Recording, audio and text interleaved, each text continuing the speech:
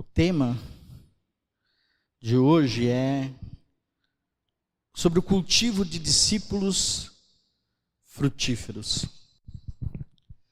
Nós falamos durante este mês sobre o discipulado, né?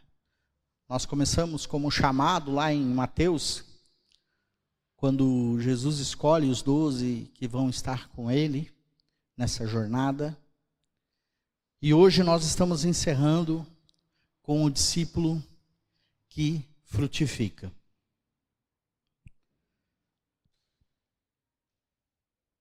Quem conhece ou já viu, né? Pelo menos pela televisão, pela internet, de alguma forma, o semiárido baiano, o sertão baiano. Aquele lugar é um lugar seco, né? Tem a caatinga, tem um deserto, um lugar onde não é muito propício para a agricultura. Lugar que, se você for pensar, não era o lugar que você escolheria para plantar alguma coisa. Mas tem uma mulher, na verdade é uma vila de agricultores, mas a reportagem que eu li fala de uma mulher chamada Perpétua. E essa Perpétua, nessa reportagem, ela tem um terreno de 30 por 40, né? 1.200 metros quadrados. Aqui no Veisópolis, se você for lá, você vai encontrar, antigamente pelo menos tinha muitos terrenos que davam mais ou menos esse tamanho, 1.200 metros quadrados. Não é uma área muito grande. Mas nessa área, nesse lugar, que aparentemente nada florescia, ela foi plantar. Mas plantar o quê? Uma horta? Não, uma floresta. Um lugar onde ela plantou várias árvores. Plantou também verdura, mandioca, essas coisas todas, né? Mas plantou abacate, acerola, maracujá. E tudo frutificou. Tudo ali deu. Por quê? Porque tinha uma fonte de vida. O deserto tinha uma fonte de vida que era a água. Essa história que eu contei para vocês, e depois vocês podem procurar na internet, vocês vão procurar e vão achar essa história. Ela não é sobre agricultura, mas é uma metáfora para aquilo que Jesus está ensinando em João capítulo 15. A nossa vida cristã, o nosso jeito de estar com Cristo não depende das condições eternas, mas depende da nossa conexão com a fonte de vida, com Jesus, a videira verdadeira. Nesse texto, Jesus diz: sem mim, nada podeis fazer. Convite para essa noite, para nós, é: frutifique. Nossos frutos, a nossa maturidade como cristãos, não depende daquilo que nós sabemos, mas pelos frutos que nós produzimos, e esses frutos que glorifiquem a Deus, glorifiquem ao Pai. E assim como aquele lugar era inóspito, era um lugar onde tinha muitas dificuldades, muitas vezes nós podemos estar enfrentando uma seca espiritual, um tempo difícil, uma estação árida. Mas se nós nos permanecermos conectados com a videira, algo impossível pode acontecer. E nessa noite nós queremos falar de 3 coisas: a conexão com Jesus, a poda que Ele faz e o propósito. Então a minha pergunta: você está pronto para frutificar? Você está pronto para crescer nessa noite e entender aquilo que Deus quer para a tua vida? No versículo 1, Jesus começa dizendo: eu sou a videira verdadeira, e o meu Pai é o lavrador. No versículo 2, todo ramo que estando em mim não der fruto, ele o corta.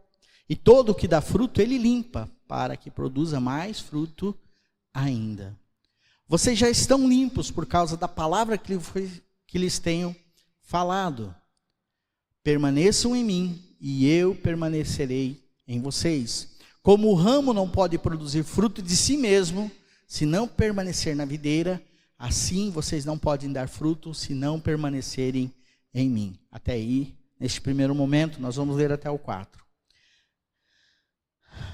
Veja o que Jesus está falando a partir do versículo 1. Ele está estabelecendo uma verdade. A nossa maturidade, o nosso crescimento, não vem do nosso esforço próprio, mas da conexão com Ele, com Jesus, a fonte da vida. Você não é a origem do fruto. Aquilo que você produz não vem de você mesmo.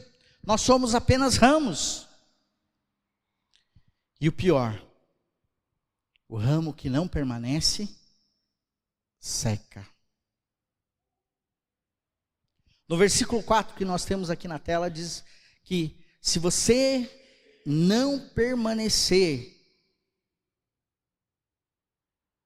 na videira, você não pode dar fruto.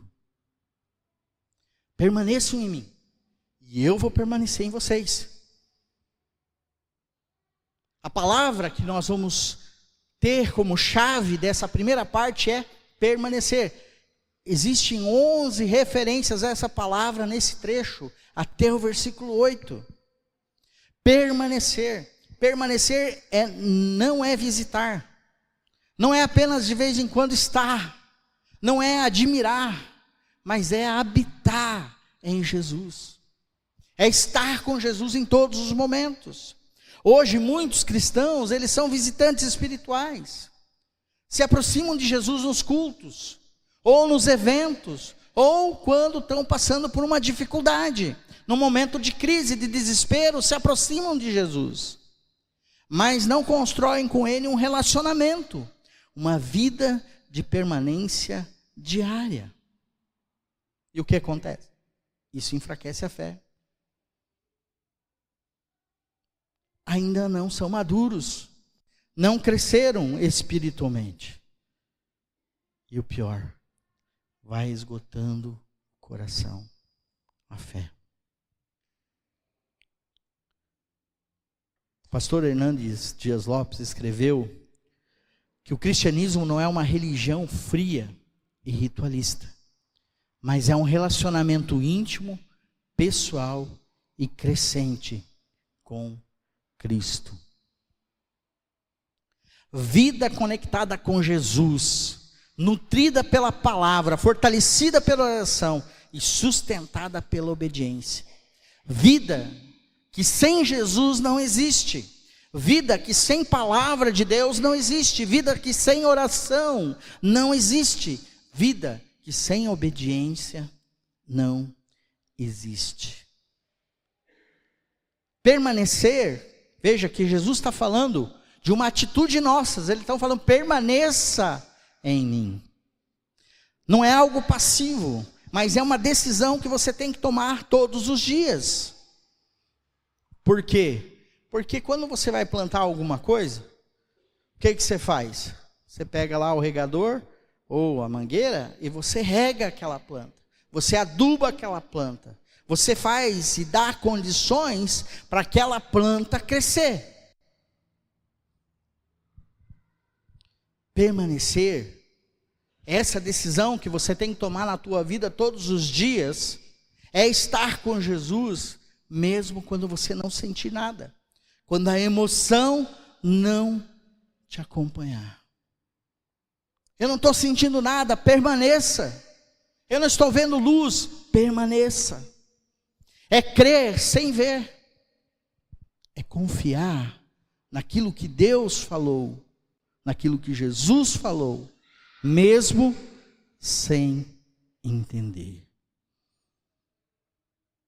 A maturidade, ela faz com que nós comecemos a entender essa ligação. Jesus está falando aqui da videira. E veja,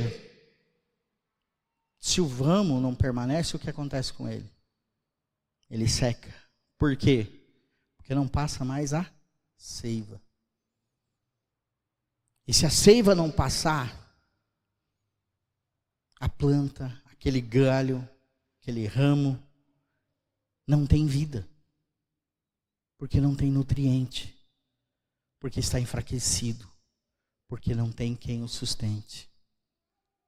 Mas é a seiva da videira verdadeira, a seiva de Jesus, que traz vida para nós, que nos nutre, que nos fortalece, que nos sustenta. Não existe vida fora dessa conexão.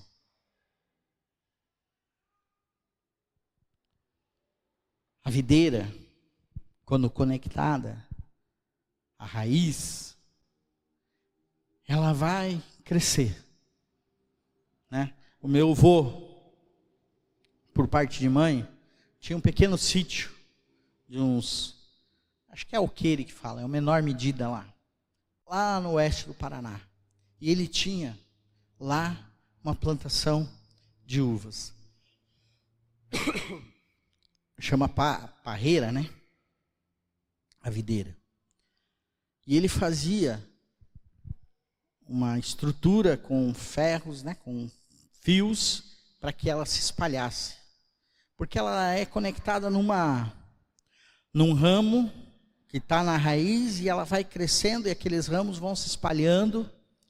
E quando está muito grande, que ela já está bem desenvolvida e aonde que ela tem as uvas, os cachos bonitos, você pode entrar debaixo, você tem sombra, você tem conforto, você tem aconchego. Nós somos chamados a ser isso também. Porque quando nós estamos conectados a Jesus, nós nos tornamos bênção para aqueles que estão ao nosso redor. A sua casa começa a ser um lugar de bênção. O grupo onde você está, seja na igreja, seja no trabalho, na escola, o local onde você está se torna um lugar de bênção. Por quê? Porque a presença de Jesus é sentida.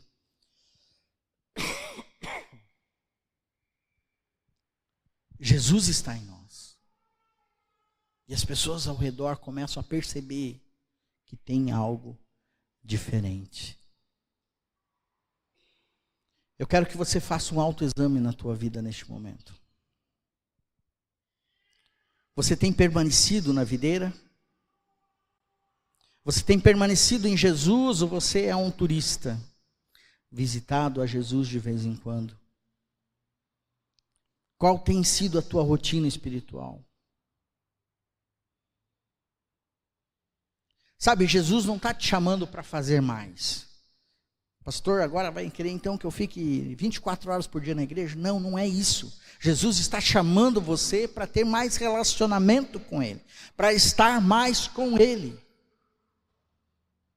A partir do momento que você começa a ter essa vida com Jesus, estar conectado com Ele, o fruto virá. Porque você está sendo nutrido, alimentado por Jesus, suportado por Jesus. Obrigado. O versículo 2, põe lá para mim, Mateus, por favor. Ele vai dizer assim: todo ramo que estando em mim e não der fruto, ele o corta. E todo o que dá fruto, ele limpa ou poda, para que produza mais fruto ainda. Que verdade desconfortável. Por quê? Deus poda quem frutifica.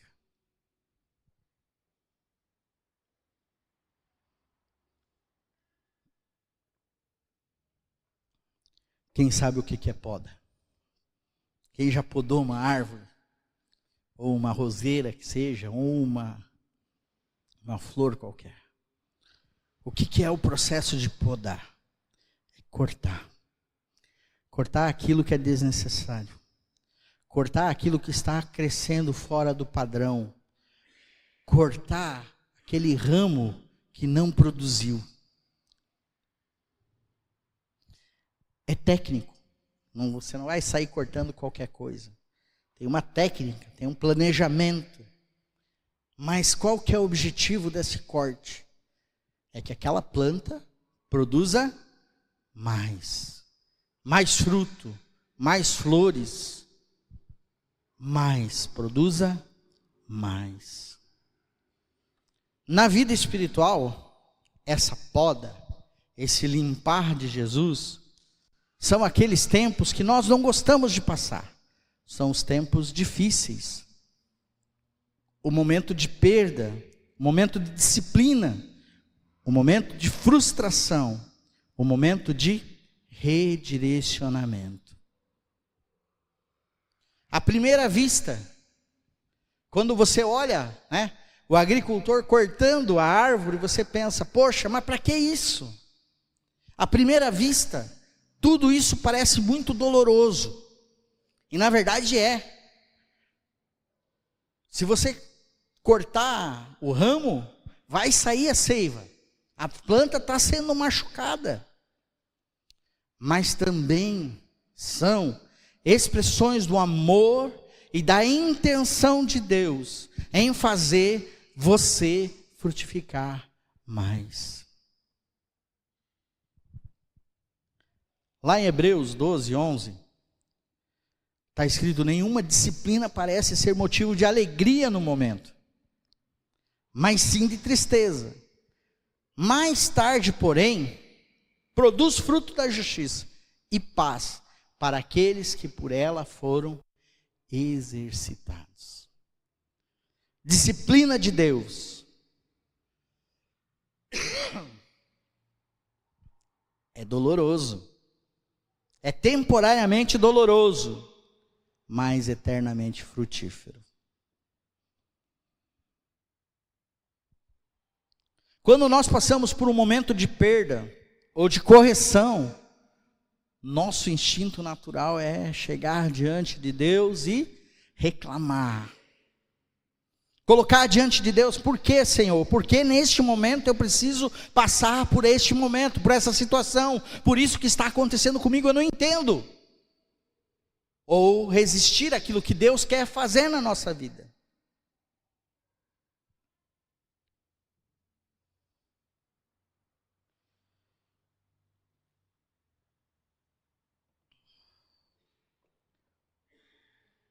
Você já passou por um momento assim? Você já se colocou diante de Deus a perguntar por que você está passando por uma situação específica na tua vida?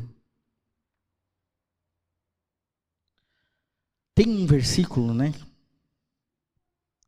que está em Romanos capítulo 8, 28, que diz que todas as coisas cooperam para o bem daqueles que amam a Deus. E daí o que a gente faz? A gente dá uma de esperto. E olha para esse versículo e fala assim, bom, então tudo vai dar certo. Por quê? Porque tudo coopera para o meu bem. Mas o tudo é tudo mesmo. O tudo não é uma parte. O tudo é a poda. O tudo é disciplina. O tudo é a correção de Deus. Por quê? Porque quem é pai sabe que tem momentos que você precisa ser firme. Você não pode deixar com que o seu filho faça tudo aquilo que ele queira. Por quê? Porque se fosse assim não ia sobrar ninguém, A criança quer se arriscar. Ela está ali naquele ânimo, naquela energia, e quer gastar aquela energia e quer fazer todas as coisas. E quem garante a segurança da criança? A poda. O pai chega e fala, a mãe chega e fala, não pode fazer isso. E a criança fica revoltada, sai batendo a porta, o pé. Não é assim? E nós diante de Deus? Todas as coisas contribuem para o nosso bem. Tem um versículo que talvez você nunca leu, porque está no maior salmo, né? Salmo 119, chegou ali, você pula, né? Porque é grande demais, eu vou ler esse aqui, não dá, né? Então, Salmo 119, 71, ele diz uma coisa que diz assim, ó: foi-me bom ter sido afligido, para que aprendesse os teus estatutos. Afligido, bom, na mesma frase, não combina, não orna. Por quê? Porque nós temos essa natureza, né? Esse jeito especial de resistir à poda, à disciplina e à correção de Deus. Mas quantos testemunhos nascem dessas podas bem recebidas?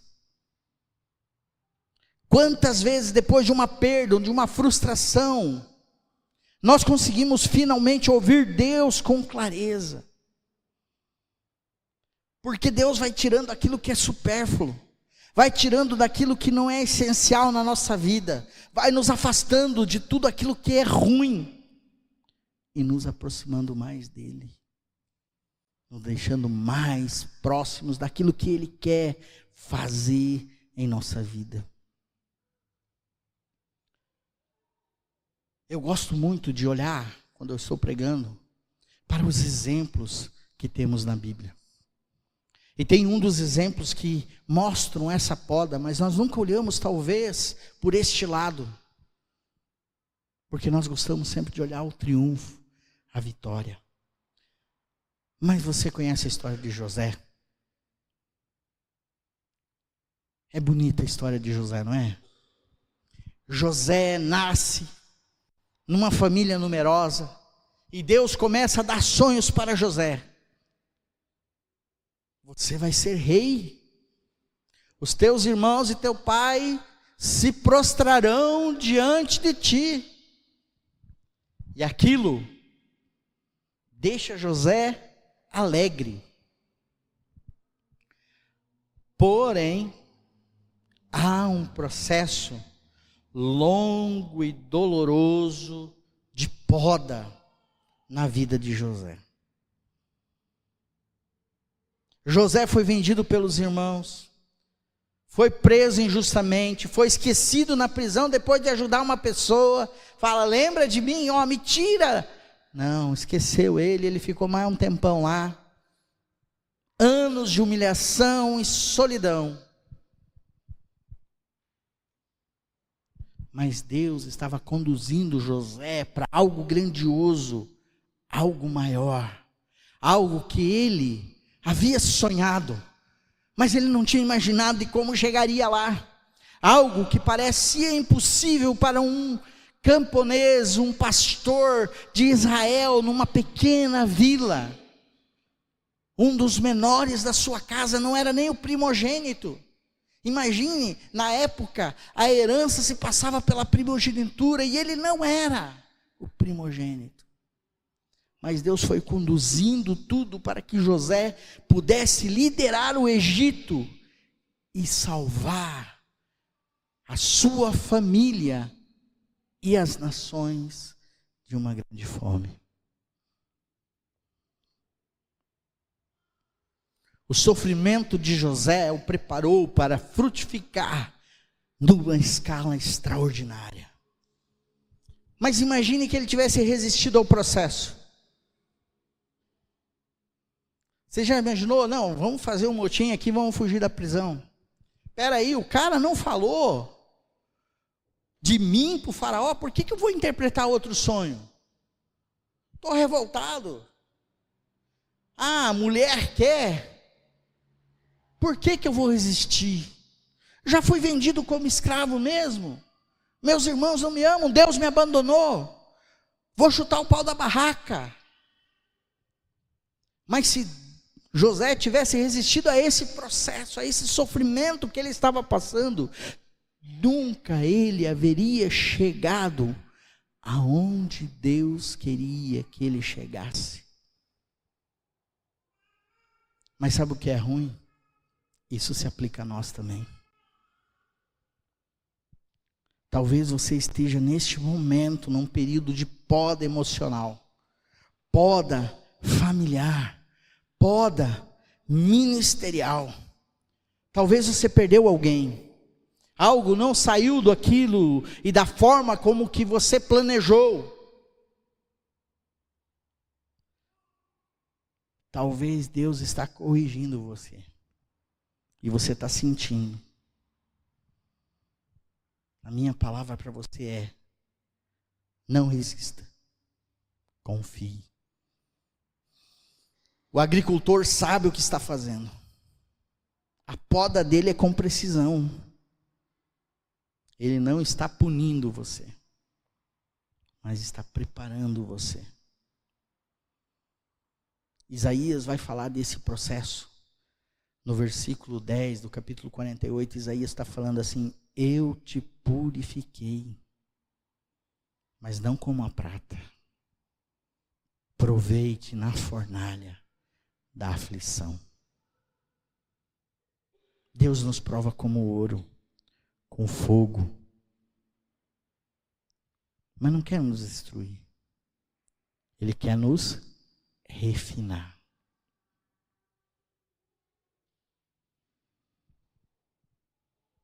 Por que muitas vezes nós temos que passar por esse processo? Porque nós precisamos reconhecer quem Deus é. Que nós muitas vezes não somos nada. Muitas vezes o nosso orgulho está tão exaltado, nós somos tão exaltados que Deus tem que chegar e falar: ó, para um pouco. Talvez você nem lembra mais de Deus quando as coisas estão indo bem. E você começa a falar para Deus: Deus, se der, beleza. Eu consegui essas coisas. Autossuficiência. Talvez o teu coração já está começando a endurecer. É preciso um trabalho para quebrantar isso.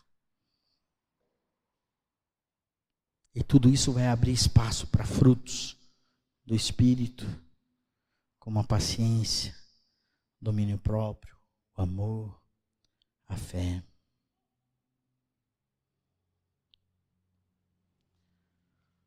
Temos uma certeza: a prova e a poda são inevitáveis para quem frutifica. Mas olhe pelo lado bom, porque isso é um elogio para você. Deus está falando: você tem potencial para mais. Você tem potencial para mais e eu quero que você frutifique mais. A pergunta não é se a poda virá, mas a pergunta é como nós vamos reagir a ela. Meu conselho para você: não desperdice a sua poda. Aprenda com ela. Ore durante ela. Glorifique a Deus apesar dela. Porque no tempo certo, você dará muito fruto.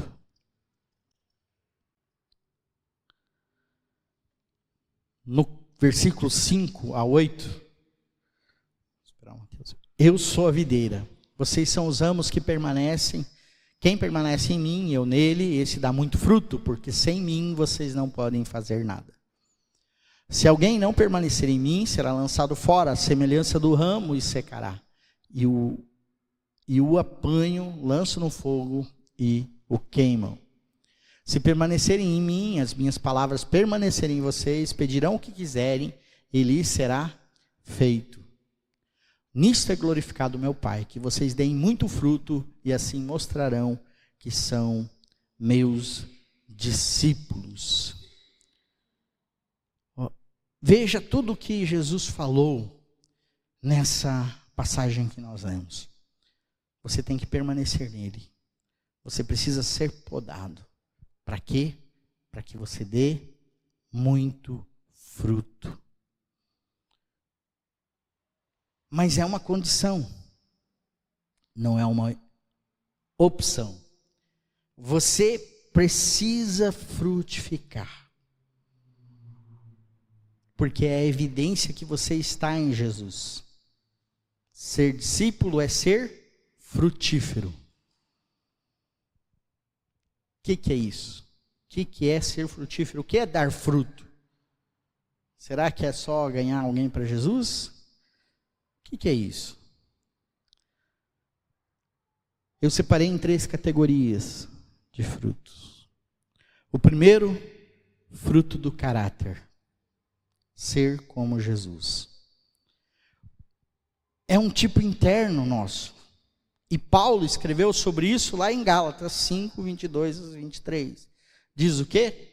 O fruto do Espírito é amor, alegria, paz, paciência, benignidade, bondade, felicidade, fidelidade, mansidão e domínio próprio.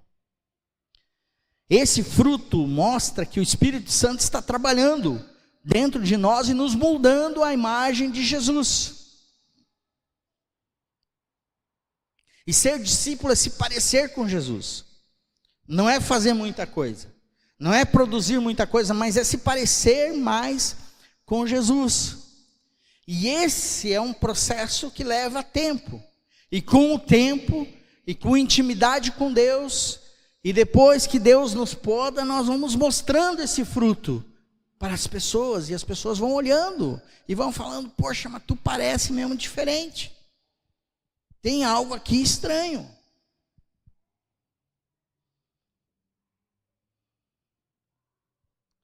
E uma coisa, ser discípulo de Jesus é muito mais medido pelo fruto do caráter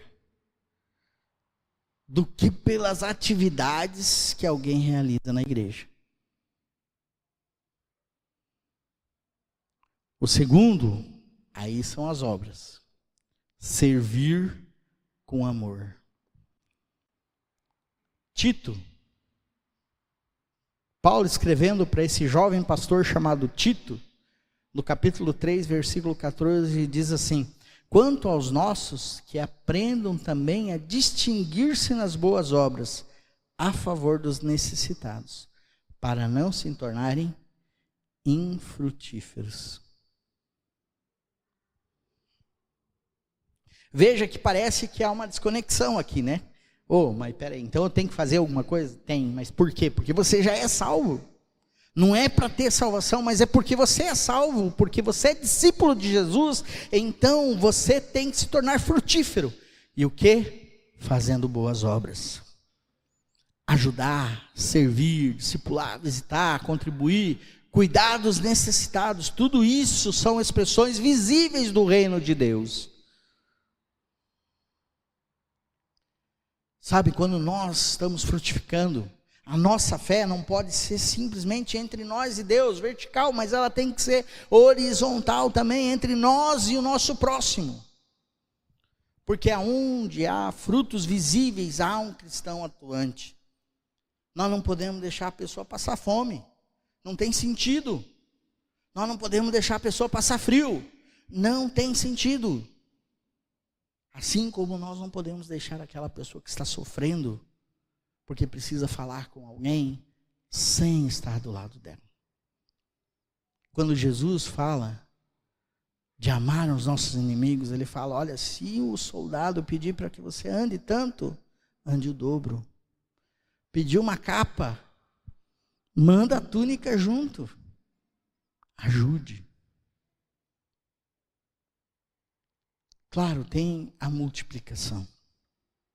Porque uma pessoa madura, um discípulo de Jesus, ele se reproduz. Como um ramo da videira gera outros ramos, nós também temos que levar outros ao conhecimento de Jesus. Nesse versículo, nesse capítulo mesmo, no 16, Jesus diz assim, eu vos escolhi e vos nomeei para que vá e deis fruto, e o vosso fruto permaneça. Todos nós somos responsáveis por convidar alguém a ter um encontro com Jesus. Por quê? Porque é muito bom servir a Jesus. E se é bom, eu não guardo para mim. Se é tão bom assim de verdade, eu preciso que as pessoas ouçam e vejam aquilo que Jesus está fazendo. Se é tão bom, essas cadeiras não deveriam estar vazias. Nós deveríamos convidar mais alguém para estar aqui. Mais alguém para ouvir de Jesus, para louvar a Ele, para orar conosco. Sabe, frutificar não é sobre mostrar serviço, mas é cumprir o propósito eterno de Deus para a nossa vida. Quem é você? Quem é você? Eu sou um embaixador de Jesus. Eu preciso levar Ele para todos os cantos onde eu for. Eu preciso mostrar ao mundo que Ele vive, que Ele não morreu naquela cruz, que Ele ressuscitou. Eu preciso mostrar ao mundo que Jesus é bom. Sabe, nós estávamos falando aqui da parreira. E quando nós entramos debaixo da parreira, ela produz os frutos. Mas esses frutos não são para ela. Ela não consome as suas próprias uvas. Mas os pássaros, nós comemos as uvas. Assim é como com você. A sua vida deve alimentar aqueles que estão ao teu redor com a fé. Seja com palavra, ações, com exemplo, você deve providenciar frutos para aqueles que estão ao teu redor. Para concluir, durante esse mês nós falamos dessa jornada que começa com um chamado que Deus fez para cada um de nós e se completa com a frutificação. Sabe, Jesus não apenas nos chamou para segui-lo, mas para que o mundo veja os frutos claros, reais e constantes que nós produzimos. E é fácil, é simples, porque nós temos 3 passos: permanecer na videira, aceitar a poda e frutificar com propósito. Esse processo, ele vai acontecer diariamente na nossa vida. Ele tem que ser intencional, nós temos que ter a intenção de fazer isso. Às vezes vai ser desafiador, mas vai revelar Cristo vivendo em nós. Sabe, o fruto que você der vai glorificar a Deus, vai abençoar aqueles que estão ao teu redor e vai durar por toda a eternidade. Os frutos que saem da tua vida podem mudar muitas vidas. O Pai é o agricultor e Ele cuida de cada detalhe. Ele está vendo o teu potencial. Ele está cultivando você.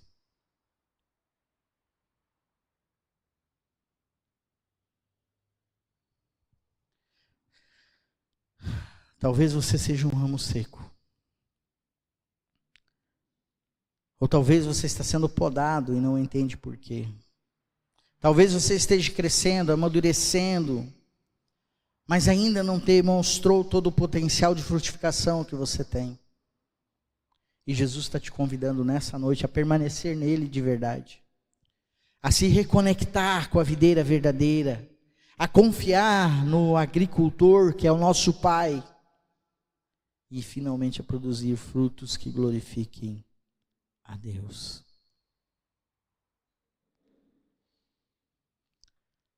O processo é difícil, o processo é longo, o processo machuca.